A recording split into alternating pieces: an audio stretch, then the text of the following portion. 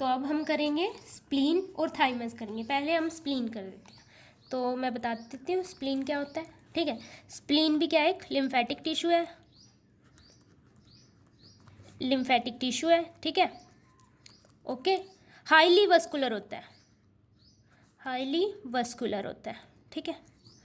और ये क्या होता है, 5 इंच का होता है, 5 इंच इन लेंथ, ठीक है। पर्पल कलर का होता है, पर्पल कलर्ड, ठीक है, पर्पल कलर्ड का होता है, ठीक है। इसकी लोकेशन देख लेते हैं। जैसे ये हमारा स्टमक है, ये हमारा फंडस रीजन है ना, फंडस रीजन है ना।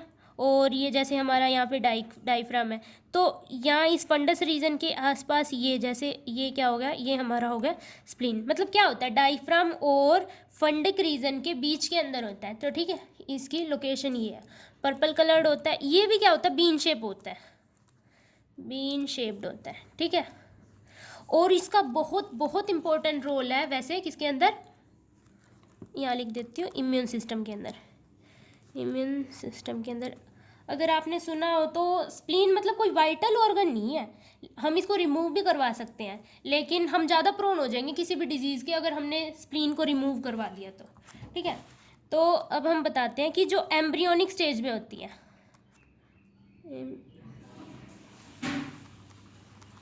एम्ब्रियोनिक स्टेज के अंदर, एम्ब्रियोनिक स्टेज के अंदर होता है जो स्प्लीन होता है, वो कैसे फंक्शन करता है, वो एक इरिथ्रोपोइटिक ऑर्गन होता है, ERYTHRO, इरिथ्रोपोइटिक ऑर्गन होता है। मतलब क्या होता है, मतलब एम्ब्रियोनिक स्टेज के अंदर वो एक इरिथ्रोपोइटिक ऑर्गन होता है, लेकिन आफ्टर बर्थ उसके 2 काम आते हैं, ठीक है।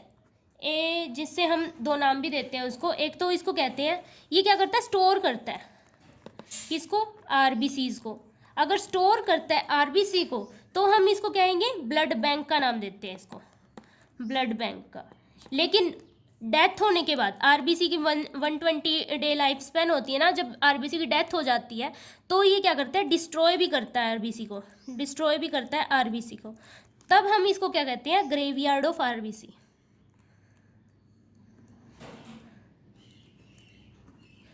ग्रेवयार्ड ऑफ आरबीसी, ठीक है। तो हम डायग्रामेटिक भी देख लेते हैं कि कैसे होता है।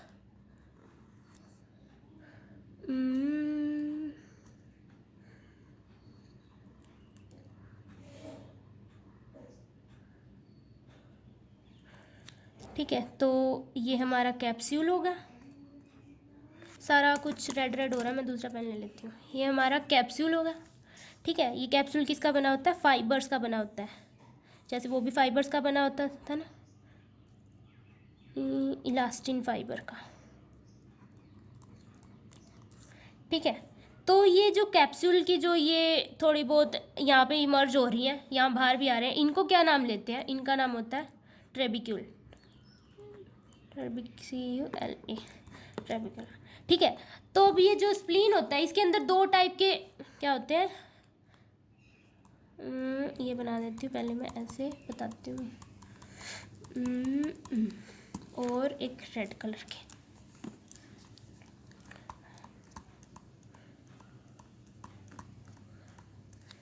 दो टाइप के पल्प होते हैं, ठीक है। जो रेड वाला होता है उसको कहते हैं रेड पल्प, और जो ये मैंने ब्लू से बनाया, मतलब जहाँ पे भी रेड पल्प एब्सेंट होएगा, जहाँ पे भी रेड पल्प एब्सेंट होएगा उसको क्या कहेंगे, वाइट पल्प, ठीक है। 2 पल्प होते हैं, एक तो रेड पल्प होता है, एक कौन सा होता है, ब्लू पल्प होता है, ठीक है। ये जो ये टर्बिकुले होते हैं, ये कैप्सूल्स जब है ना इनवर्ड प्रोजेक्ट हो जाता है ना, इनको ट्रेबिक्यूल कहते हैं, ठीक है। 2 पल्प होते हैं, एक तो रेड पल्प होता है, ठीक है। इस रेड पल्प, ये रेड पल्प क्या करेगा भाई, ये करेगा आरबीसी को स्टोर करेगा। जब ये स्टोरेज का फंक्शन आता है ना, जो मैंने बताया था यहाँ पे स्टोर आरबीसी, तो ये रेड पल्प क्या करेगा, आरबीसी को स्टोर करेगा, ठीक है। लेकिन जब डेथ हो जाती है सेल की, तो जब ये वाइट आरबीसी होएगा ना, इसके अंदर क्या क्या होते हैं, वाइट आरबीसी बोल रहे हो, वाइट पल्प होएगा ना, इसके अंदर क्या होता है, डब्ल्यूबीसी और लिम्फोसाइट्स होते हैं, थाइमस, थाइमस ग्लैंड करते हैं। तो पहले हम देख लेते हैं इसकी लोकेशन कहाँ होती है। ये हमने बना लिया, जैसे यहाँ हमारे क्या होते हैं, यहाँ होते हैं हमारे लंग्स, ठीक है। और यहाँ कहीं हमारा क्या होता है, हार्ट होता है, ठीक है, यहाँ हार्ट होता है, ये हमारी स्टर्नम होती है, ठीक है। ये हार्ट और स्टर्नम के बीच में यहाँ कहीं, यहाँ क्या होती है, थाइमस ग्लैंड होती है। तो फिर इसकी लोकेशन क्या है, located between heart and sternum, ठीक है। लोकेशन ये होती है, हार्ट और स्टर्नम के बीच में लोकेटेड होती है। अब ये तो हमने मतलब सुना भी होगा, पहले भी सुना होगा आपने कि भाई टी लिम्फोसाइट्स और बी लिम्फोसाइट्स के बारे में सुना होगा। तो बताते हैं, जो बी लिम्फोसाइट्स होते हैं, वो बॉर्न भी यहीं होते हैं, ठीक है, और मैच्योर भी यहाँ होते हैं। कहाँ होते हैं, बोन मैरो में, ठीक है, बोन मैरो में मैच्योर, ठीक है। वो क्या होते हैं, बोर्न भी यही होते हैं और मैच्योर भी यही हैं। लेकिन जो टी लिम्फोसाइट ये होते हैं भाई हमारे ढीठ, ठीक है, टी लिम्फोसाइट्स ये क्या होते हैं, ये बोर्न तो बोन मैरो में होते हैं, लेकिन जब इनकी मैच्योरिटी की बात आती है ना, मैच्योर, ये क्या होते हैं, ये मैच्योर होते हैं कहाँ पे, ये मैच्योर होते हैं यहाँ पे इस थाइमस ग्लैंड के अंदर। यहाँ पे थाइमस ग्लैंड के अंदर क्या होते हैं, मैच्योर होते हैं। अब जो थाइमस ग्लैंड है उसका वो बता देती हूँ मैं कैसी होती है। थाइमस ग्लैंड क्या होती है, बाइलोब्ड होती है, ठीक है।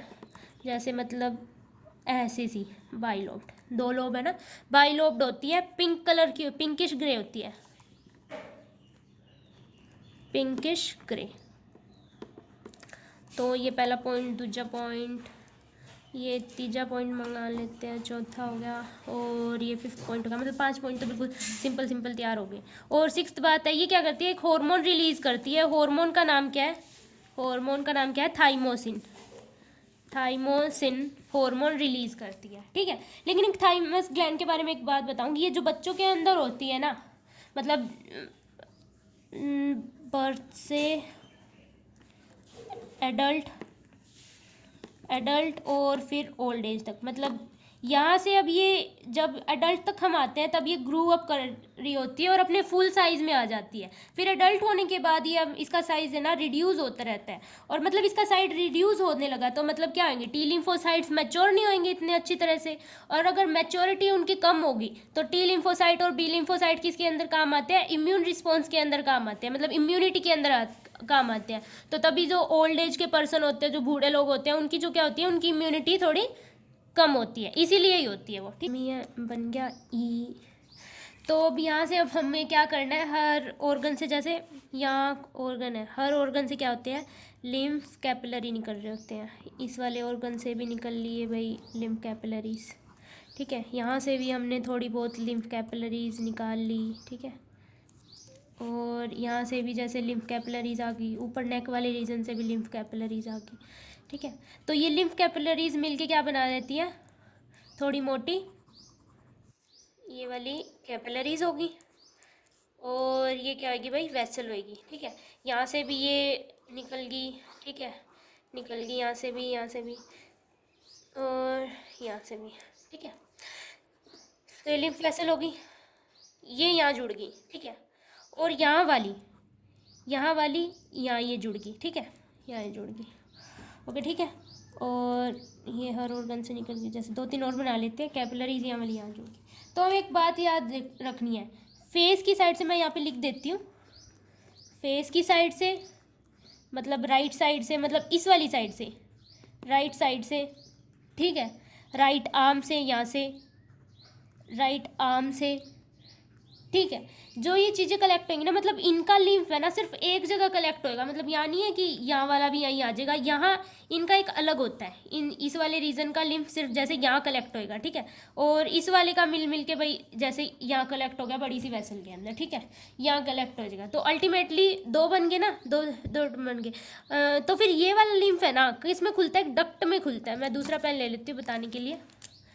तो ये वाला अलग डक्ट में खुलेगा और ये वाला अलग डक्ट में खुलेगा, ठीक है। तो अल्टीमेटली 2 लिम्फेटिक डक्ट होंगी हमारे पास, 2 लिम्फेटिक डक्ट होएगा। इस वाली लिम्फेटिक डक्ट का नाम होएगा राइट लिम्फेटिक डक्ट, और यहाँ पे जो होएगी उस वाली का होएगा लेफ्ट लिम्फेटिक डक्ट, या फिर मेनली हम इसको पता है क्या कहते हैं, थोरेसिक डक्ट। यार एसिक डक्ट, ये मेरे पास स्पेस की थोड़ी कमी है, ठीक है। तो इसको क्या कहते हैं, या तो लेफ्ट लिम्फेटिक डक्ट कहेंगे या फिर थोरेसिक डक्ट। अब ये दो डक्ट किसके, ये डक्ट्स के अंदर सारा वेन, मतलब वेन कह रही हूँ, जो सारा लिम्फ है वो कहाँ हो जाता है, डक्ट के अंदर चला जाता है, ठीक है, अल्टीमेटली डक्ट के अंदर चला जाता है। और ये डक्ट कहाँ पे होंगी, दो वेन्स के अंदर ओपन होंगी, ठीक है। ये डक्ट यहाँ पे एक ऊपर से आई जैसे वेन्स, एक साइड से आई, एक ऊपर से आई वेन, एक साइड से आई, ठीक है। ये यहाँ पे कलेक्ट होंगी और ये वाला भी यहाँ पे कलेक्ट होएगा। इस वाली को क्या कहते हैं, और इस वाले का हम यहाँ आते हैं। ये वाली जो क्या होती है, ये होती है जुगुलर वेन और सबक्लेवियन वेन, जुगुलर वेन, और ये वाली होती है सबक्लेवियन वेन।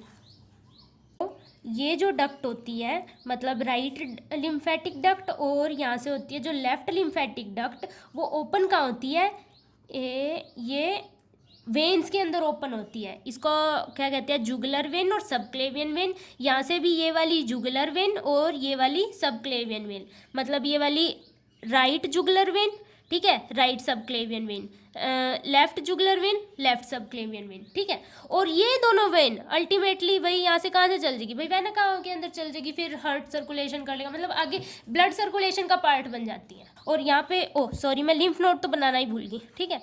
यहाँ मतलब ये यहाँ कहाँ होते हैं सबसे ज़्यादा, यहाँ मैंने बताया था ना। तो हमारा लास्ट टॉपिक है फंक्शन ऑफ लिम्फेटिक सिस्टम। पहला पॉइंट है to screen the fluid from any infection and to create appropriate immune response.